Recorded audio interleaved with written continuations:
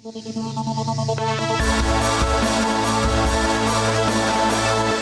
Nerditorium. My name is Dinkar. I'm Tejas. No, you're Jishnu. You're very confused, possibly because your brain is addled because of too much exposure to Agents of S.H.I.E.L.D., I want to say. Sure. This brings me to what we're talking about this episode, which is the Marvel television universe gets less attention than the MCU. Understandably, it's not as big in scale or scope, but there's a lot going on in it. Kind of is, actually. There's a lot going on. Let's count them off. There is the Runaways, which I've seen some of. It's good, not great. I feel like it has potential because I really like Runaways, the comics, but these feel like they have less energy because they're 45 minutes long, too long. Oy. I know. That's long. There is Cloak and Dagger. Cloak and Dagger. I have not seen. Have you seen anything about that? I haven't either, but it looks like a fun time. They were at Comic-Con, if that means anything. Mr. Cloak Messrs. Cloak and Dagger? Cloak and Dagger. Yeah, they were there, so like I guess stuff's going on there enough that people want to come out and see them. Yeah, I mean Cloak and Dagger, people were excited for it. We just haven't gotten around to it because all of these are 45-minute shows, so there's a lot. It's actually harder to consume all of the Marvel TV stuff. Yeah. There is Agents of S.H.I.E.L.D. Who's also at Comic-Con. And because they're going on season 6? Correct. And then there's all of the Netflix stuff. I think that about covers most of what's going on. I think so. Yeah, so we haven't all covered all of it, but you and I have seen By most our powers combined, we can tell you with some our powers things combined, we know what's about going MTV. on, and I think we're in an interesting stage where what's happening in the cinematic universe and what's happening in the television universe are kind of not exactly simpatico, I want to say. Yeah. So, explain to me, Agents of S.H.I.E.L.D. ties into the events of Infinity War in some fashion. You're just feeding my ego right now. Yes, they do. And keep it to 2.5 minutes or less. They do. The last episode of season 5 is amazing. They show footage of the Battle of New York Part 2, which is when the giant donut shows up at the beginning of Infinity War. So the Infinity War beginning battle. The beginning battle. So that's happened. Yeah. At the start of the last episode of season 5. No, the final... You're saying this is how season 5 ends? Season 5 ends with that ongoing. Oh, okay. But the S.H.I.E.L.D. chapter closes in the middle of Infinity War. So we don't see any, unlike... What? Spoiler alert for Ant-Man. Can we spoil Ant-Man? Sure. Why not? Spoiler alert for Ant-Man. Unlike Ant-Man, which ends with the snap and you see, okay, now we know exactly where we are. All we know is that the last 15 minutes of the finale of season 5 of Agents of S.H.I.E.L.D. is during the donut fight.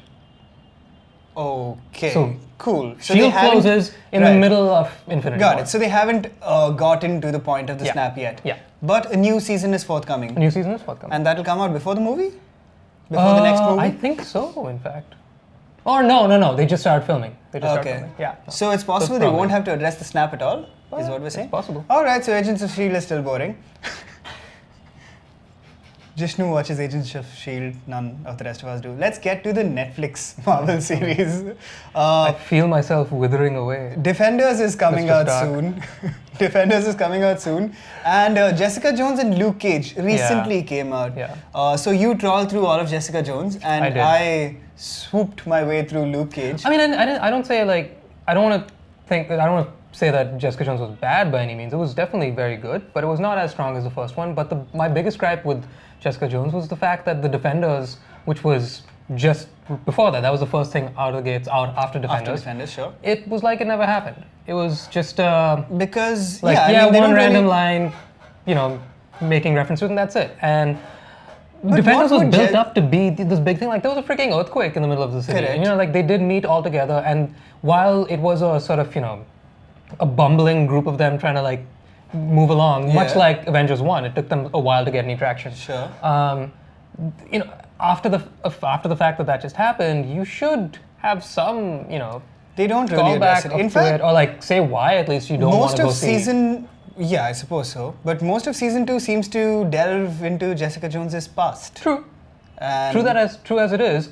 The villain. I don't want to spoil it, Jessica Jones, but the villain in season 2 is so absurdly strong that she's helplessly overpowered. Correct. Why wouldn't you call the guy you're having sex with, your pseudo boyfriend? Who? Luke.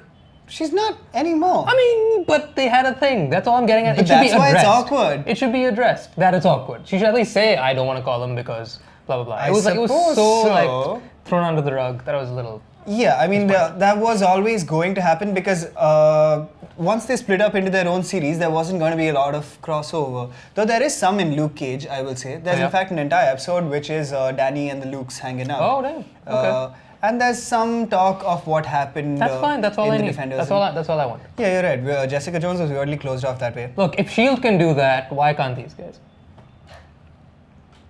Here's an interesting story about how I watched Jessica Jones season 2. I've hit play on Netflix, watched the first 15 minutes and kept thinking, man, they're doing a lot of the same stuff from season 1. Pretty much. Because I saw her do this whole monologue, then I saw her walking around, then I saw her go to a college dorm and investigate some kids, and I was like, this is so weird. I guess they're recreating the episodes from season 1 because they're doing some sort of callback thing. When I suddenly realized I was watching season 1, episode 1. And it took me 15 minutes to remember. But you're not wrong. Yeah, so what I'm saying wrong. is, sometimes there's so much that goes on in these shows. I feel like they're designed to be shows where you kind of drift away and come back. These are occupational hazards. Because they're all in the 13 plus hour range long. Yeah. But this brings me to why I particularly enjoyed Luke Cage, because it feels fresh and zippy. Even though it's 13 some hours long. I don't think I've ever heard you say the word zippy in my life. It makes me very happy. I say zippy all the time. Please continue. I'm just a zippy kind of guy. As you were. So, speaking of zippy, Luke Cage is super zippy. It's essentially deals with Luke Cage trying to establish his dominion as the new king of Harlem as such. Because he literally at one point looks into a camera, says, you know where I live, come at me. And then he does a dab. You're aware what a dab is, Jishnu? No, please show us. It's like when it's like when you're on a set and you start getting sweaty, and a makeup guy runs on and goes like pat, pat, and runs off. So he just dabs himself? Yes, he dabs himself. So like, he does Luke Cage, motherfucker. Yeah. He does a dab, and there's this whole new gang that comes in, basically, these Jamaicans. So there's a lot of Jamaican English in there, which like pidgin English as it's called. So there's a lot of pidgin talk that is not subtitled at all. Hang on, that's really what it's called? Yeah. Oh. P-I-D-G-I-N, pidgin. We gone war tonight. That's how they talk. Can you say zippy in pidgin? You been zippy, brethren. That's right. Don't dab me. Right. So here's why I really enjoyed Luke Cage. There's a lot of fun elements. They seem to be taking themselves seriously in a way. Okay. So I don't know if it's a self-aware thing, but a lot of the stuff that happens in it is just weird and ridiculous and kind of over the top in a comic booky way. This really feels like I just read a full arc of a comic book. All right. I don't want to get into details. So then tell me this. Do you miss Cottonmouth? Because we really missed Cottonmouth at the end of season 1. We were like, why the hell did why do we lose Cottonmouth for this guy? It should have been the other way around. Yeah, that's true. Mariah Dillard is up front and center in this episode. And Alfre Woodard, the actor who plays Mariah Dillard, is going for it. Like, she is king of ham. Her, Shades, is like up front now. Okay. Shades is also going for it. This show, everyone's going for it. They're also ridiculously over the top. I cannot even explain to you. It sounds like you really just ironically enjoy this. No, season. I genuinely enjoy it. You do enjoy it, okay. So there is a tinge of irony, I will not deny, but this is why I love comic books as well. They're silly, they're over the top, and they're a lot of fun, and that's what this season was. I'm not going to spoil the end for you, but the thing, it ends on basically a cliffhanger that changes everything you thought about a lot of people. Okay. Yeah. All right. And there is the last shot of Luke Cage directly references a shot from The Godfather. Yeah. All right then. It quotes a cinematic masterpiece. That is the audacity of the show. I love it. Cool. I don't know. I can't tell you if I'm being ironic because I don't know. I don't know if I ironically enjoy the show or I just love it. But I had a ton of fun watching it. I will settle for zippy. Cool. It's zippy. It's zippy. Amazing. Great. Jessica Jones, like I said, little hit or miss, but I'm still in it. I'm still invested in the MTV U. Yeah. Iron Fist 2 is right around the corner. And that... how do you feel? About Iron Fist 2? I have cautious... I have cautious optimism. Yeah. I really think Ditto. There's no way that they're going to repeat the travesty that it was. So it's only going to get better. I will say Danny Rand in particular, our Knight of Flowers, what's his name? Finn Jones, has gotten better every time he's come back. He was better in the Defenders. And when he And you liked him in Luke Cage? In Luke Cage, so him and Luke essentially spend an entire episode goofing off around New York, like while they're trying to do something. So Luke is on a mission, but Danny keeps talking and going like, "You've got to send your chi, dude." And Luke's just like, "We're chasing a guy." Great. No, I love it. I think he can be a great comedic character, which the Netflix verse really needs, because it is like the best parts about the Netflix Marvel universe is Daredevil and Jessica Jones. I think that, like, critically, I think those are the two that are really keeping it together, and they're super dark. I loved Punisher. Punisher is by far my favorite Marvel TV thing. Possibly. I'm including Agents of S.H.I.E.L.D. in this, by the way. Really? Yeah, I loved Punisher. Okay. But they're super dark and grim. Yeah. And I think we need some, we need some variation. I think lightheartedness. that's why I like stuff like Jessica Jones and Luke Cage as well. Jessica Jones is actually really dark, but they address it in a neutralish tone.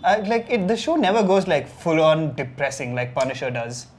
Yeah, but I mean the subject matter that it deals with is super it's grim really heavy and all that kind of stuff. And I think what really works in favor of Iron Fist moving forward is that what the Defenders did, if anything, like I thought it was pretty, it was good, it was average, is what I thought.